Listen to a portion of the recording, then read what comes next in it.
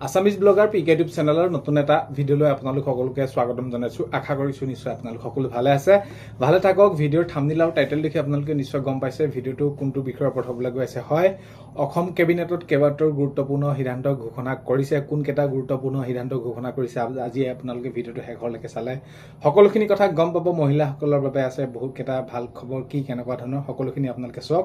আৰু মই কেবিনেটত যিকেইটা সিদ্ধান্ত গ্ৰহণ কৰিছিলে স্ক্ৰীনত মই লগাই দিম, আপোনালোকে সবিশেষ সকলোখিনি চাব। যিহেতু মই পইণ্ট ৱাইজ যদি মই বহুত বেছি কৈ থাকোঁ ডিটেইলছত, তেতিয়াহ'লে আপোনালোকৰ বহুত বেছি ভিডিঅ'টো দীঘলীয়া হৈ পৰিব।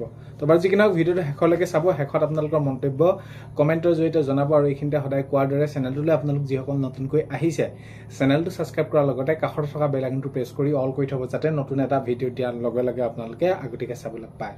যদি ভিডিঅ'টো চাই ভাল পায় লাইক এটা কৰি দিব আৰু শ্বেয়াৰ কৰি দিব বুলি আশা কৰিলোঁ। প্ৰথমটো খবৰ যদি চাওঁ তেনেহ'লে কেবিনেটে কি কৰিছে, the medical colleges and dental colleges of Assam, তাৰ আপোনালোকে বেকেটত তাতে দিয়া আছে, আপোনালোকে চাব তেনেদৰে regulation of admission into first year MBBS BDS course, তো ৰুলছ 2017 এজ এডমিন সংশোধনত অনুমোদন জনাইছে। তো এই তেওঁলোকৰ যি মেডিকেলৰ বিষয়ে যি তেওঁলোকে MBBS পঢ়া হওক বা তো এইখিনি ক্ষেত্ৰত এতিয়া সম্পূৰ্ণ সবিশেষ আপোনালোকে পইণ্ট ৱাইজ আছে, তাতে আপোনালোকে চালে সকলোখিনি কথা আপোনালোকে গম পাব। মই আপোনালোকৰ বাবে এইখিনি স্ক্ৰীনত লগাই দিছোঁ। নেক্সটটো খবৰ যদি চাওঁ, নাৰী শক্তি সবলীকৰণ। তো কেবিনেটে কি কৰিছে, এতিয়া কেবিনেটে মহিলা আত্মসহায়ক গোটৰ যিসকল আত্মসহায়ক গোটৰ মহিলা আছে তেওঁলোকৰ সদস্যসকলে তেওঁলোকে ব্যক্তিগতভাৱে কি কৰিব পাৰিব, 10 লাখ টকালৈকে লোৱা ঋণৰ ষ্টাম্প শুল্ক ৰেহাই দিয়াৰ বাবে অনুমোদন জনাইছে।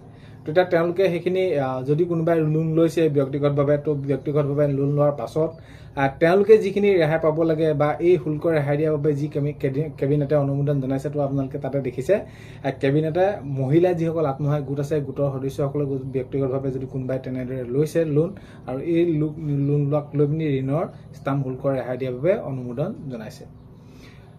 নেক্সটটো খবৰ যদি চাওঁ, ৰাজহুৱা বিতৰণ ব্যৱস্থা সুশৃংখলিতকৰণ।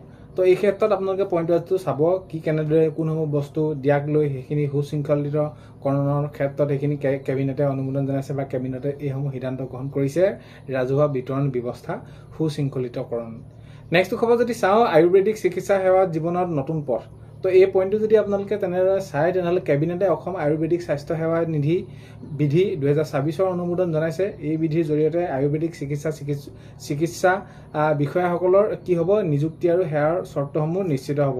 তো এতিয়া তেওঁলোকৰ বাবে আছে এই খবৰটো, আপোনালোকে সবিশেষ সকলোখিনি চাব। কেবিনেটত এইসমূহ সিদ্ধান্ত গ্ৰহণ কৰা হৈছে। নেক্সটটো খবৰ যদি চাওঁ, পঞ্জীয়ন পৰিকাঠা সংস্কৰণ। তো এই আপোনালোকে পইণ্টটো আপোনালোকে চাই ল'ব সকলোখিনি। তো কেবিনেটত যদি চাওঁ তেনেহ'লে কেবিনেটত এইসমূহ সিদ্ধান্তই গ্ৰহণ কৰিছে। এতিয়া মহিলাসকলৰ বাবে ভাল খবৰ, মানে আত্মসহায়ক মহিলাসকলৰ বাবে গোটৰ মহিলাসকলৰ ভাল খবৰ। তেওঁলোকে সেইখিনি 10 লাখ টকালৈকে যদি কোনোবাই লৈছে, তাৰ পাছত কি কেনেদৰে সেইখিনি শুল্ক ৰেহাই দিয়াৰ ক্ষেত্ৰত এইখিনি ব্যৱস্থা গ্ৰহণ কৰিছে।